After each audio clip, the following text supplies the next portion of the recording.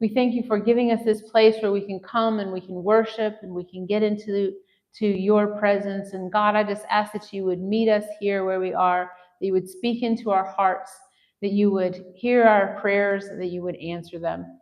God, we know that you hear the prayers of your children, and so we are thankful for the ones that are already being answered, and we ask that you would continue to go with us and be with us as we continue to call out to you. Keep bringing healing for Judy and for Kendall. We thank you for the answers to prayers for what's already been healed and what's already been happening. And God, we just ask for continued patience as we get through the process of the healing. We know that that's sometimes the hardest part. We thank you so much for Vacation Bible School and for the children who came and for all of the workers who were willing to put their hands to that job. We thank you for continuing to heal Margaret, and we thank you for continuing to be with each of our families as they travel in the coming week. And we just ask that you would continue to lead us and guide us and give us a new revelation of who you are in this service today. In Jesus' name we pray. Amen. All right, you may be seated. All right, how about this? End of life planning. Nobody wants to talk about this. Okay, we're going to study the book of Ecclesiastes. I'm going to tell you, this might be one message or it might be two. I'll let you know at the end of the day.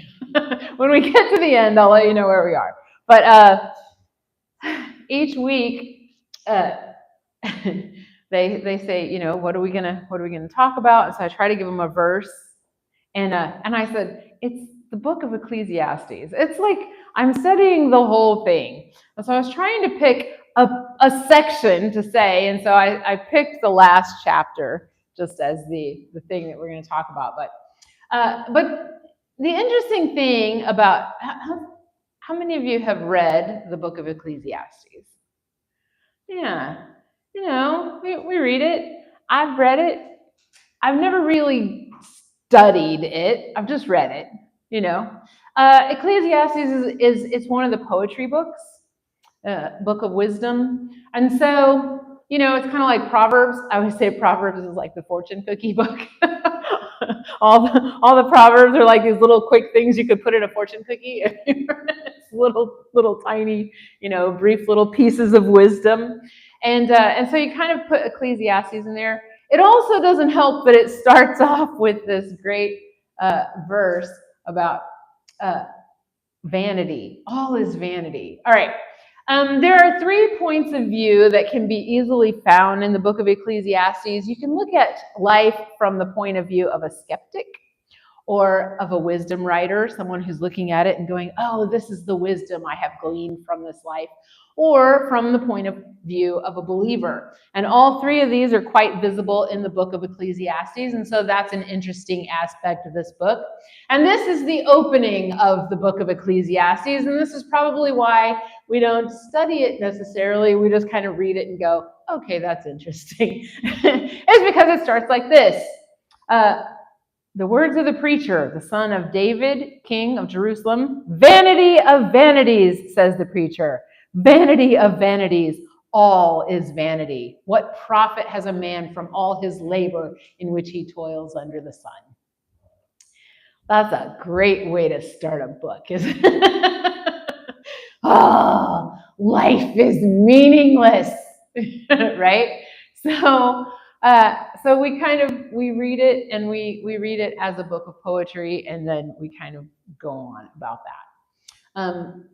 Vanity under the sun. That's what I decided to call this particular message. Vanity under the sun. Solomon's Sermon is my little subtitle.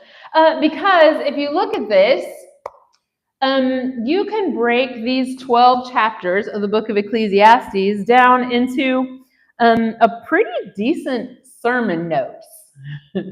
And you can give it 3 points even. They would look like this. All is vanity. Everything is meaningless. God knows, and we do not. That would be your second point. And the last point, look, just enjoy his gifts. All right? And if you want to break it down even more, you could look at it like an essay. One of my favorite things about writing papers or writing essays and all that stuff is that you can get a pretty decent formula going, and it goes like this. You write an introduction, and in the introduction paragraph, you say, this is what I'm going to tell you. And you list your points that you're going to say, at least 3 of them. So you have your introduction, and then you list what you're going to talk about, and your thesis statement. And so this is like, the point of this whole paper is in this one sentence. And that's all in the introduction. And then, whatever you said in the introduction, you break down into sections. If you write a 5-paragraph paper, it looks like this. Introduction, point, conclusion. That's your whole paper. If you need to expand it because you have to write 160 pages, then you have an introduction with your substance and what it all means, and then you break it all down piece by piece and break all that down into what it means, and you can expand that out as far as you need to go, but it's all basically the same. Once you get that system of writing, you can write anything of any length and keep it interesting and make it make sense. You just have that little pattern that you go in. The book of Ecclesiastes does that very well. It starts off with this introduction to vanity. The first 11 verses of the book of Ecclesiastes give you an introduction about his thesis statement. And his thesis statement is vanity of vanities. Vanity of vanities. All is vanity. All is vanity. That's his thesis statement. That's the whole thing. And then he tells you why he thinks this. What he has seen, what he has observed, and what he has noticed about life and about the way things work and about what's happening around him that makes him say, it's all vain. So that's the beginning part. So he has this, all is vanity. But throughout all of this stuff, he has this, in the second section, he says, God has a plan and we don't know what it is. So all the things that we're doing to live out our lives, the things that we're working for and the things that we're striving for and all the things that we're doing, the reason we think they're vanity is because we have a different purpose than God does for them. And so then he says, God knows and we don't. And then his conclusion when he gets to the end is, look, enjoy what God has given you. They're gifts from him. You're supposed to enjoy them. But know why you're doing what you're doing. It doesn't have anything to do with all of this. So that's kind of the outline of this 12 chapters of this book. And so we're going to talk about these a little bit. I want to tell you another thing about my title, Vanity Under the Sun. This is very interesting. If you read the book of Ecclesiastes, these 12 little chapters have the word vanity 37 times. That'd be another good reason why you read it and go, I don't really need to study this, do I? Right? It's all vanity. It's all worthless. It's meaningless. 37 times he says that. And the phrase, under the sun, is in there 29 times. Vanity under the sun. Here's the interesting thing about that phrase, under the sun. When you start reading it and you start looking, what you find is that what he's saying is, all the observations that I've made, all the things that I've discovered about human life and about human priorities and about all the things that humans strive for, they're all vanity under the sun. They're all vanity this side of heaven. I love that phrase. I heard that one time. Someone said it in a different kind of context. And I thought that's a really good way to sort things out. This side of heaven compared to that side of heaven, right? So if you replaced under the sun and you start thinking, okay, so the opposite of what's happening under the sun is what's happening in eternity, in heaven, then you figure out what's not vanity. It's the things that are eternal are the things that are not vanity. The things that we're striving for here, they mean nothing. They're all going to fade. They're all going to go away. And that's what he's saying in the whole 12 chapters. I've summed it up right there. This side of heaven, it's all useless. So what is the point? What are we supposed to do about that? Right? Well, let's look at that. All right. So that's what we're going to talk about today. All is vanity. I gave you the layout of Ecclesiastes, basically, its purpose and scope. Human efforts are futile. We can see this in chapters 1, verse 12, through chapter 6, verse 9. In these sections, you can see things like the vanity of pleasure. I'll show you a couple of little points, right? He said, I said in my heart, in chapter 2, it says, I said in my heart, come, now I will test you with mirth, therefore enjoy pleasure. But surely this also was vanity. I said of laughter, madness, and of mirth, what does it accomplish? What good is it to be happy all the time? What he gets to is, we're all just going to die anyway. Why are we walking around here being all happy and enjoying our lives, right?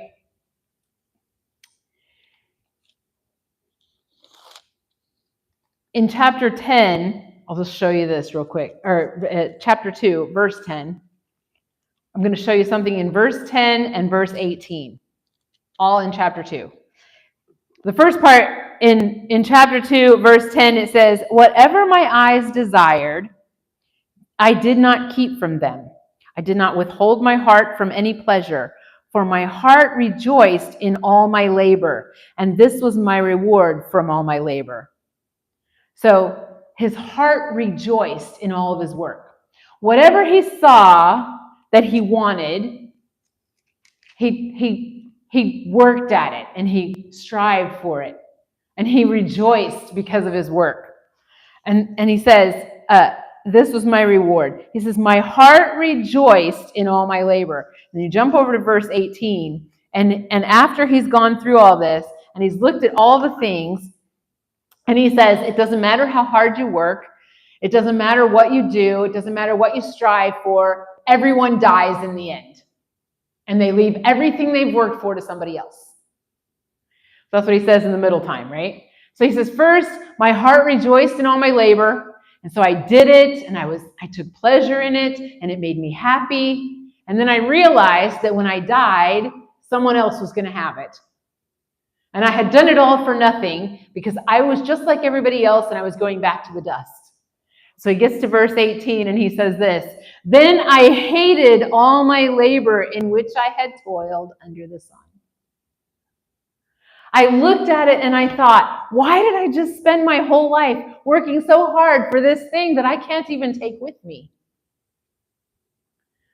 And then suddenly I hated it, that I spent all my life that way. Right? This is a crazy way to look at things, right?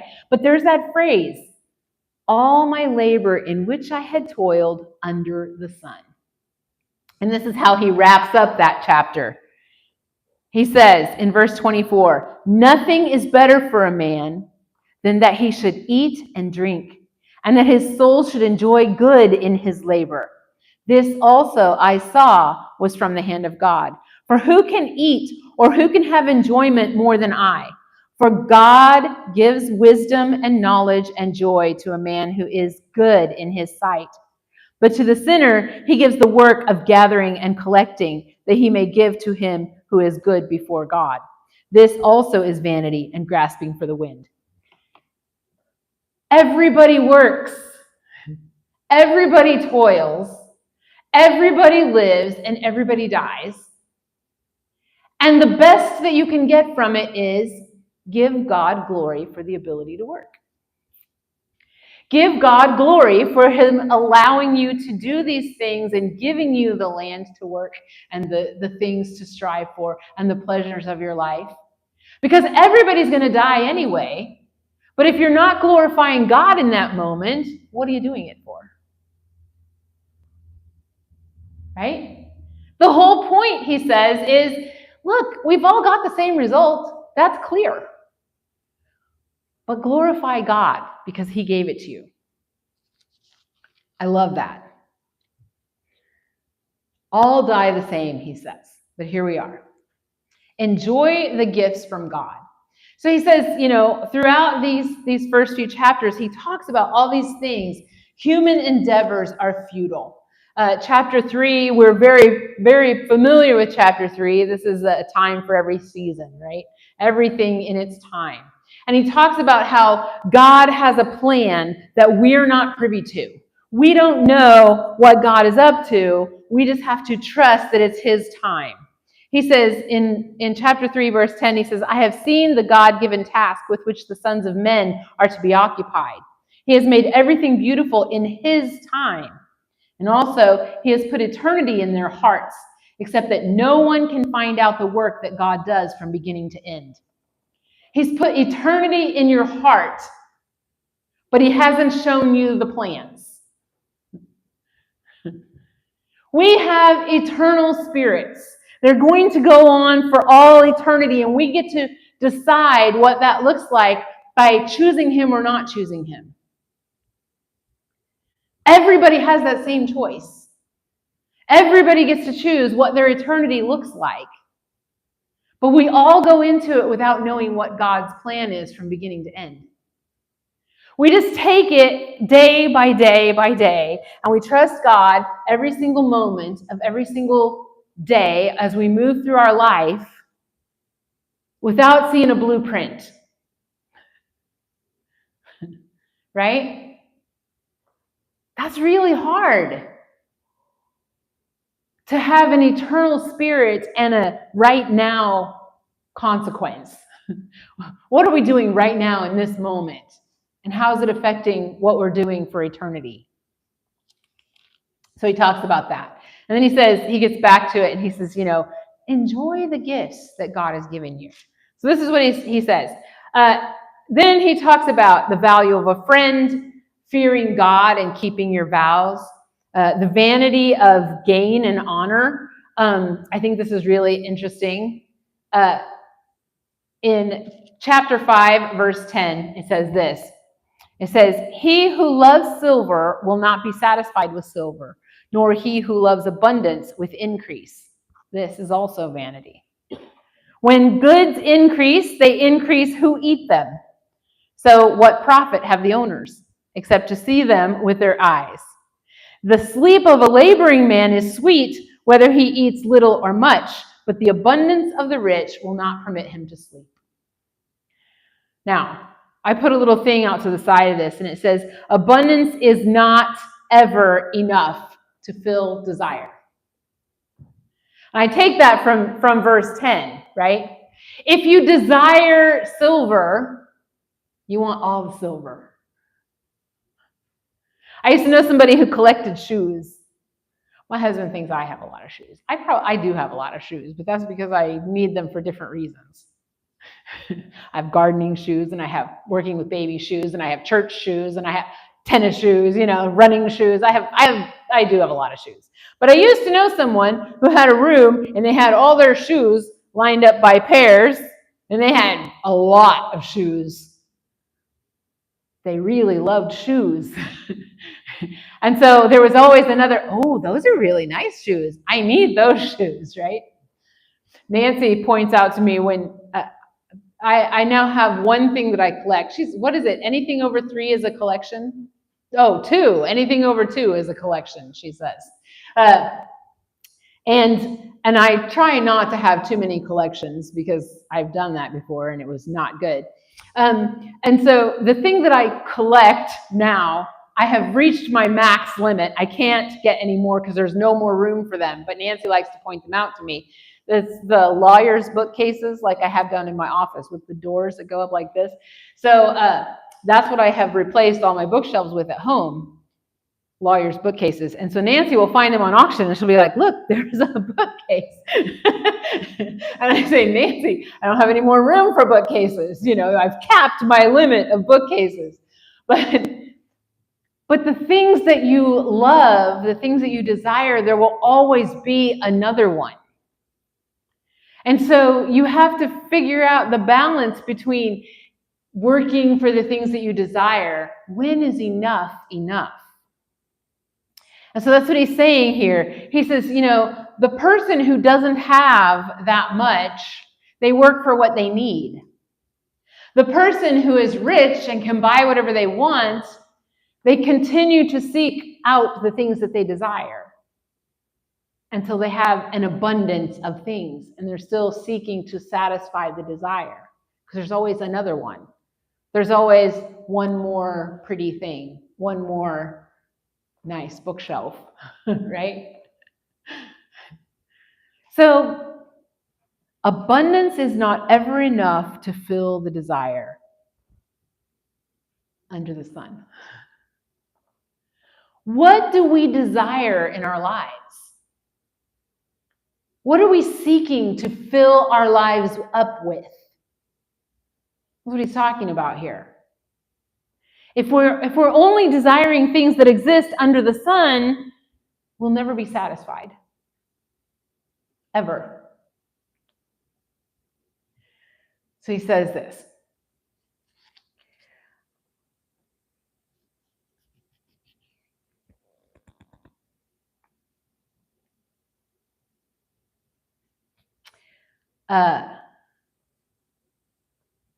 I have so many. This is the problem with sharing the things as I study them. I I need to show you guys this thing. I need to tell you about this thing.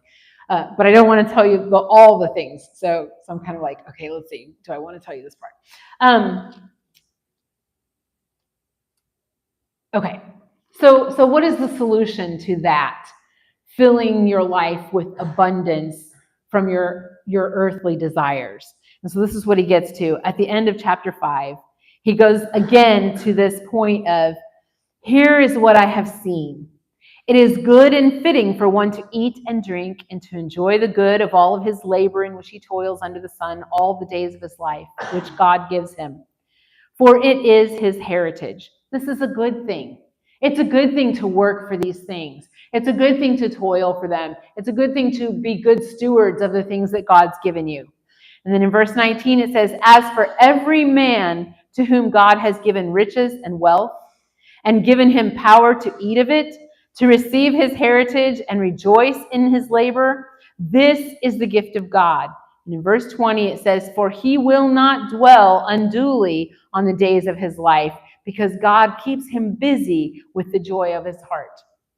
If you seek the things that God desires for you, they will fill you up with joy all your days. Seek the things that God desires for you. He will always make sure that you have enough of them for his purposes and his plan. All right. Then he gives practical advice. Once you get to the end of toward the end of chapter 6, then it switches from this idea that all is vanity under the sun. Everything that we work for leads to the same end. Whether you're righteous or unrighteous, we all die. We all go back to the dust. So everything that we do here on this earth is supposed to take us toward eternity. And so if we keep an eternal mindset while we're walking through the things that we're doing on earth, then we stop worrying about whether we have enough silver or enough shoes or enough bookcases. And we start thinking, have I given enough to God today? Have I served him in everything that I've done in a way that brings him glory? What did I do today for my eternity on the other side of heaven? Right? And so it shifts our focus. And so that's where we get to. It says, God knows and we do not. And I've talked about this just a little bit already in some of this stuff. But leaders in chapters 6, verse 10 through 11, verse 6, we talk about leaders, death, evil and good, humans ignorant of God's plans, Excuse me. And it gives us lots of wisdom for living. And this is where we get things like the value of practical wisdom. Obey authorities for God's sake. So the people that are put over you are placed there. And so we are supposed to obey the authorities. It says, I say, in chapter 8, verse 2, it says, I say, keep the king's commandment for the sake of your oath to God. Do not be hasty to go from his presence. Do not take your stand for an evil thing, for he does whatever pleases him. Where the word of the king is, there is power, and who may say to him, what are you doing? So he's like, whatever you do, just do it because you're glorifying God, not because of human people and how they serve. And there's a verse here also, I'm going to back up for a second. In chapter 7, it's talking about the value of practical wisdom. And I absolutely loved this verse. Probably this one just spoke to me, but I'm going to share it with you anyway. Verse 12, it says, for wisdom is a defense as money is a defense. Wisdom is a defense as money is a defense. But the excellence of knowledge is that wisdom gives life to those who have it.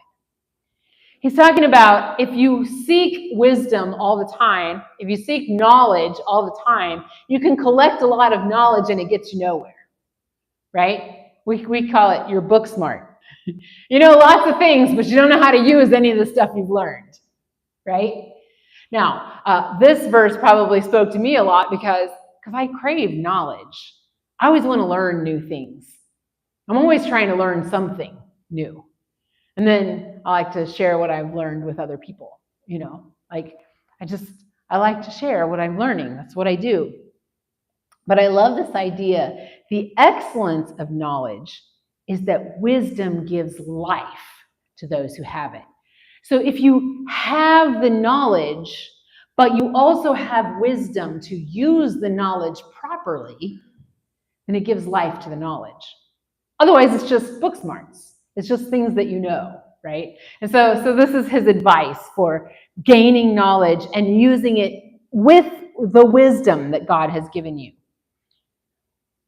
There is not a just man on earth who does good and does not sin. Everyone perishes in his righteousness, and there is a wicked man who prolongs life in his wickedness. Some people who are righteous will die young, and some people who are evil will live to a ripe old age. And we look at that and we go, why? Why does that work out that way? Because it just does. Because that's the way life goes. So none of that should matter to us. Why do we ask the question? Because it matters to us, right? Because we're like, so this is not fair. This is not right. You see what I mean? In the beginning, I said a skeptic, a wisdom writer, and a believer. How many times have you heard that argument? How could a good God let so-and-so live forever and take that person so young? These are the things that we question when we only have a view of this under the sun, right? The things that are under the sun, if we can't get them to be eternal, then we get stuck in this place. All right. I'm going to skip over all this stuff. I'm going to come back and talk about this more next week, but I'm going to go right over here. Enjoy his gifts. I'm going to look now at the chapter that I listed as being what my message was about today. At the very end of chapter 11, so he's gone through all these things, all these situations where he's observed these things about life and about the way people live and about the way God does things and about the way we're supposed to use our wisdom and our gifts and our talents. And he's decided this. He gets to chapter 11 and he gets down to verse 9. It says, "Rejoice, O young man, in your youth, and let your heart cheer you in the days of your youth. Walk in the ways of your heart and in the sight of your eyes. But know that for all these, God will bring you into judgment. Therefore, remove sorrow from your heart and put away evil from your flesh, for childhood and youth are vanity. Everything you do when you're young comes to nothing in the end, right? And then he starts off in chapter 12. Remember now your Creator in the days of your youth, before the difficult days come and the years draw near, when you say, I have no pleasure in them, while the sun and the light, the moon and the stars are not darkened, and the clouds do not return after the rain, in the day when the keepers of the house tremble and the strong men bow down, when the grinders cease because they are few, and those that look through the windows grow dim, when the doors are shut in the streets and the sound of grinding is low, when one rises up at the sound of a bird and all the daughters of the music are brought low. Also, they are afraid of height and of terrors in the way. When the almond tree blossoms, the grasshopper is a burden and desire fails. For man goes to his eternal home and the mourners go about the streets. In verse 6, it says, remember your Creator before the silver cord is loosed, or the golden bowl is broken, or the pitcher shattered at the fountain, or the wheel broken at the well. Then the dust will return to the earth as it was, and the spirit will return to the God who gave it. Remember it while you're young, before things get hard, right? So what does that mean for all of us when we get to the end of this? Verse 8, it says, vanity of vanities, says the preacher. All is vanity. Everything means nothing this side of heaven, right? The whole duty of man, verse 9. And moreover, because the preacher was wise, he still taught the people knowledge. Yes, he pondered and sought out and set in order many proverbs. The preacher sought to find acceptable words, and what was written was upright, words of truth. The words of the wise are like goads, and the words of scholars are like well-driven nails given by one shepherd. And further, my son, be admonished by these, of making many books there is no end, and much study is wearisome to the flesh. Let us hear the conclusion of the whole matter. Here it is. This is the thing. This is the whole purpose. The conclusion of the book of Ecclesiastes. All of his thesis and his proofs and his evidence come to this. Fear God and keep his commandments. For all this is man's all. That's everything that we are. Fear God and keep his commandments. Verse 14, for God will bring every work into judgment, including every secret thing, whether good or evil. It doesn't matter if you work and you collect and you gather and you're righteous or you're evil or you're all those things don't matter on this side. But when we get to the other side, it will all matter if you fear God and keep his commandments. If you live your life daily to bring him glory in all that you do. If you stop trying to collect and save for your own self, because you're all going back to the dust. We are all going back to the dust. And everything that we've worked and strived and tried after is going to be left for the people who are behind us. All we have is fear God and keep his commandments. That's all we are. That's everything. Life, this side of eternity, is vanity. It means nothing in the greater scheme of things. Whether we're poor or we're kings, if we don't serve God, we're nothing. That's the whole of Ecclesiastes. There is a lot more that I would love to get into. All right, but his point here is start early. Don't wait. All right, so here we are. Vanity is only earthly. Vanity does not exist in eternity. Everything we do here should be for eternity. Vanity is found in our plans, not in God's. If we are living each day, each moment to do what he's asked us to do and to go where he's asked us to go, then nothing we do is in vain. It's all eternity planning, right? And vanity ceases before God. Everything that he has asked of us becomes what it is because he's breathed his life into it, and that includes us. He's breathed his life into us so that we don't have to live a life that is full of vanity. It can become what it's supposed to be for eternity. All right, we're going to sing How Great Thou Art. If you would like to stand, I'm going to pray, and then we're going to sing. Heavenly Father, I thank you so much for your word. I thank you for your message. I thank you for seeing us in all of our human weaknesses and with all of our hang-ups and our problems, God. And I thank you for speaking into us, for breathing your breath into us, for seeing us and caring about us and loving us. God, I thank you that the creator of the universe, who knows the number of stars in the heavens, cares enough about me to know when I am in need and when I'm hurting and when I'm struggling.